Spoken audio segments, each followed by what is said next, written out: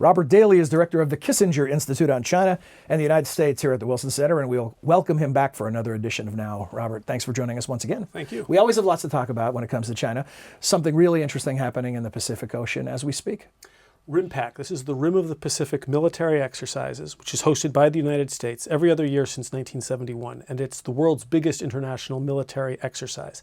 This year, for the first time, China is participating at our invitation, despite at least 6 months, arguably nearly a full year, in which U.S. China relations have worsened and in which maritime tensions have increased in the Western Pacific.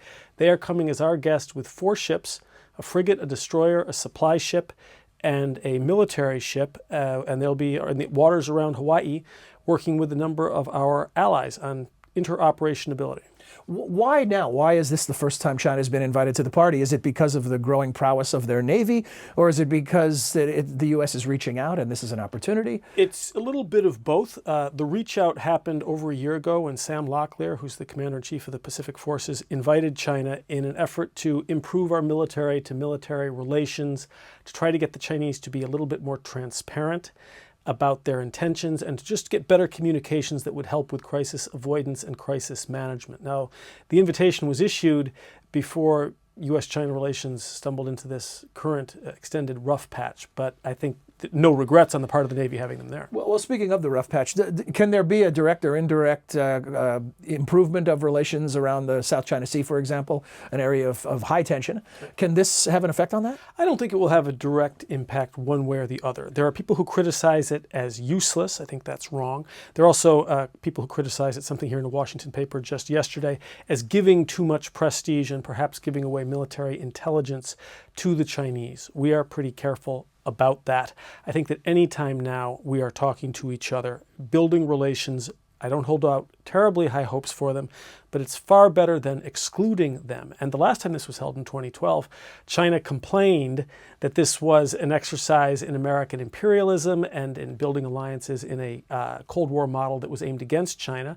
And so now it's big tent. Come on in and we will work together, learn from each other, get to know each other. So I can't see a downside to it, but I wouldn't hope for any breakthrough in the South China Sea. Mm-hmm. And this is a 2 for the price of 1 topic today. Mm-hmm. We're going to also ask you about the U.S. China Strategic and Economic Dialogue. Is this the 6th iteration of that event coming up? And this will be in Beijing in mid-July. And this is something that was begun as the Strategic Economic Dialogue under President George W. Bush. Yes. And then in 2009, President Obama made it the Strategic and Economic Dialogue. There are 2 tracks. One looks at the strategic relationship, one looks at the economic relationship, and this is a big, critics call it a dog and pony show or gab fest, where it seems half the cabinet of one country goes to the other country every other year. And I think it's safe to say that it has underperformed to date. Mm-hmm. It doesn't seem to have moved the needle on major issues, but it keeps us substantive emerged from any of the previous encounters? There have been a number of dialogues launched that have been helpful if short-lived. For example, last year we had the first joint working group on cyber issues, which the Chinese side has now suspended because we have indicted 5 members of the People's Liberation Army. So that will not happen.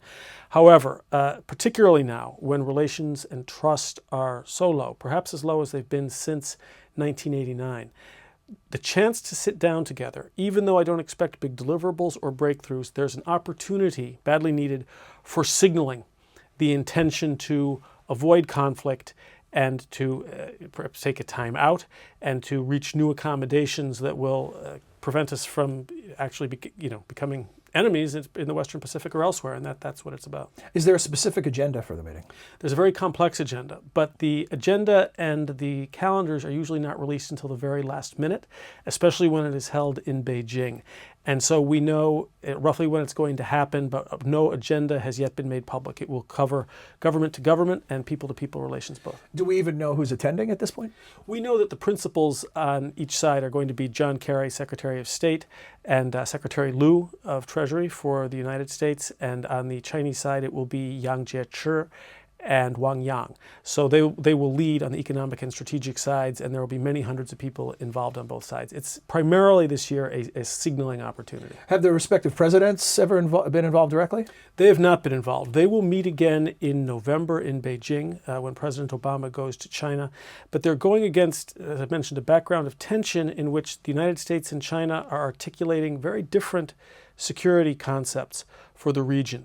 President Xi on May 21st was speaking at the Conference on Interaction and Confidence Building Measures in Asia. That's a mouthful, but it's a group that includes mostly Central Asian, continental Asian countries, Russia, but not the maritime countries, not Japan, not the Philippines, Indonesia, or Malaysia. And he said that Asia security structure should be provided by the Asians, this very deliberately to exclude the United States.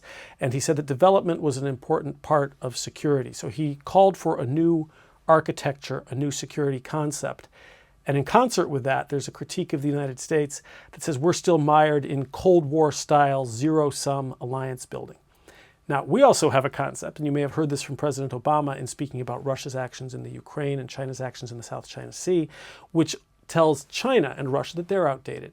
These are 19th century measures in a 21st century world that is characterized by internationally recognized norms. So there's a little bit of name calling. I think that the American side first said that Russia and China were out of date, and now Xi Jinping has found, he thinks, a way of saying that the United States is out of date. So we have dueling security concepts.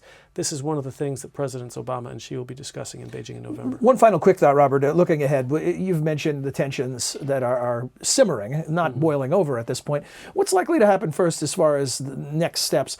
Are there opportunities? We have these meetings coming up face-to-face, opportunities for an improvement, or are there things on the calendar coming up that could increase the tensions? Well, I think what people on both sides might like is a sort of a timeout. I don't think anyone looks for a big breakthrough.